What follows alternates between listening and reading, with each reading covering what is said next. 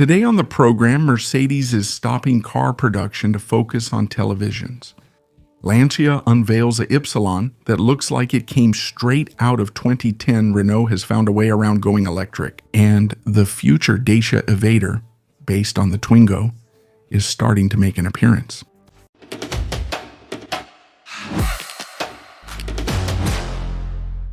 If you ever naively thought that criticism about all-screen dashboards would make Mercedes calm down, the upcoming electric C-Class is here to prove you wrong, with all the subtlety of a piano dropped from the third floor. Because yes, judging by the complaints about the increasing number of screens, Stuttgart has clearly come to this conclusion. Fine, let's put in an even bigger one. As a result, the new C-Class will look like nothing more than a giant digital slab with 4 wheels and a light-up hood attached to it. Even before its official presentation on April 20th in Korea, they've already revealed the overall look and feel. A cabin dominated, overwhelmed, colonized by the MBX hyperscreen. On the most upscale versions, this glass surface extends almost from one end of the dashboard to the other. We're talking about a setup of around 39 inches and about 10 million pixels. The most ironic thing about this is that Mercedes claims to have specifically worked on the ergonomics to avoid frustration. The brand promises an interface layout designed to highlight the most useful functions, navigation, communication, climate control, and entertainment, to avoid a treasure hunt through 5 submenus and 3 finger swipes. But reducing this electric C-Class to just its screen would be unfair, because Mercedes also wants to make it a long-distance machine, a rolling cocoon, a quiet lounge for busy executives. The brand promises more space on board thanks to the electric architecture, better soundproofing, new front seats, more efficient air conditioning, and overall improved comfort. The seats can feature electro-pneumatic lumbar support, ventilation, massage, and even a 4D audio system capable of making the seat vibrate to the rhythm of the music. The atmosphere doesn't stop there. There will also be a panoramic roof studded with stars, several lighting themes for ambient lighting, and a vegan-certified interior, and a heat pump that Mercedes claims can heat the cabin twice as fast as an internal combustion model, while consuming 50% less energy. As for the exterior style, the formula is already familiar. A large illuminated grille, star-shaped light signature, a smooth and more aerodynamic profile, with slightly more pronounced lines than on the EQE and EQS to avoid that premium suppository look. When it comes to the technical side, Mercedes hasn't revealed everything yet, but all signs point to this electric C-Class sharing a lot with the GLC EV, especially an 800-volt architecture. The SUV claims a WLTP range of 673 to 715 kilometers. The sleeker sedan could logically aim even higher, but that remains to be confirmed. The main point remains: Mercedes doubles down and turns the interior into a selling point all on its own. While some competitors are timidly starting to bring back buttons, the brand with the star still believes that the future should look like a high-tech store display. Then, sometimes it takes real boldness to look modern by bringing back something that deliciously smells of the past. And that's exactly what Lancia is doing with its new Ypsilon 1.2 Turbo 100 with a manual gearbox. In a car landscape where every city car wants to tell you how to live, with screens, hybrid systems, driving modes, and a transmission that decides for you. Or even show up. A small gasoline engine, 3 cylinders, 6 speeds, a real gear lever in the middle. It's almost as refreshing as opening the window after a 4-hour conference on sustainable mobility. On paper, though, there's nothing unusual. This Ypsilon uses the brand new 1-liter Turbo 100 engine from the Stellantis group, already seen in Peugeot, Fiat, or soon on other models from the group. In France, this version starts at 21,800 euros. But the real point is elsewhere. This car feels good because it gets its hands dirty again, almost in an affectionate sense of the word. This is an internal combustion engine with no hybrid system, driving the front wheels with a 6-speed manual gearbox. Nothing exotic, nothing futuristic, and precisely because of that, everything suddenly becomes endearing. Careful, it's not a recycled dinosaur either. Stellantis explains that this engine features 70% new components. Most importantly, it abandons the famous timing belt bathed in oil, the one that gave the PureTech name a reputation as shaky as Patrick Bruehl's. The result is decent for a city car: 101 horsepower, 205 newton meters of torque, 0 to 100 in 10.2 seconds, and a top speed of 194 kilometers per hour.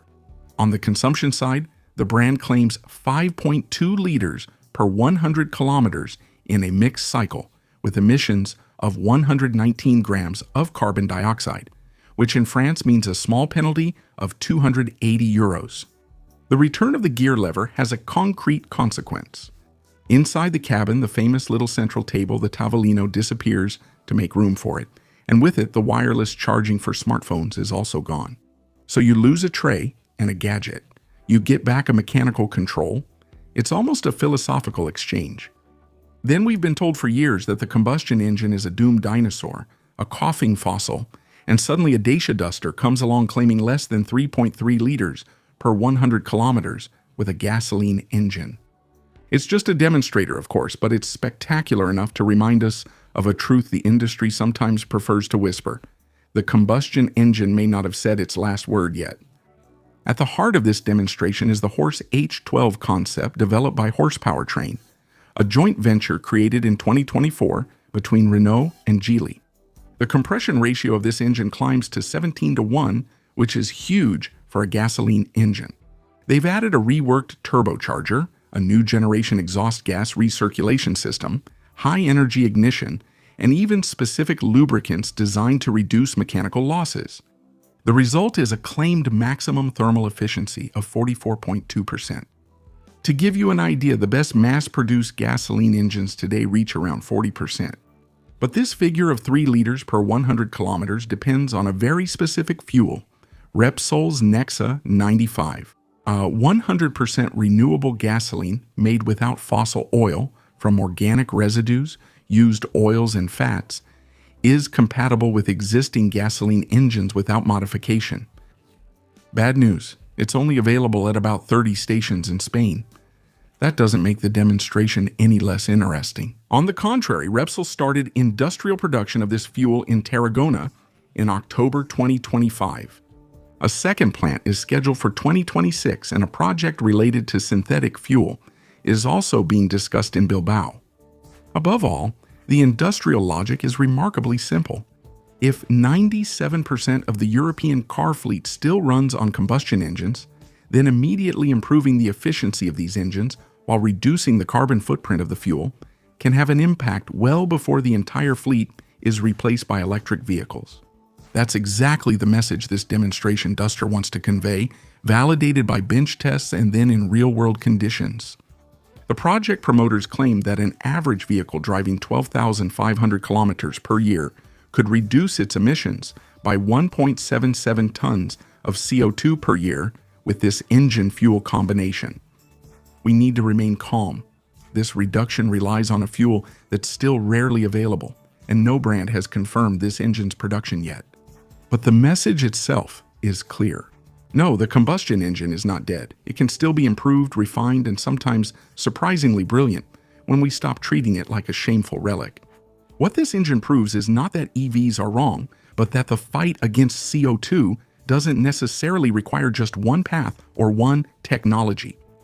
And finally, Dacia is working on a more affordable electric city car than the new Twingo E-Tech, a sort of stripped-down Twingo, free of anything unnecessary, with the very simple ambition of doing what Dacia does best, selling the essentials at the lowest possible price. And of course, it will be based on its cousin, the Twingo.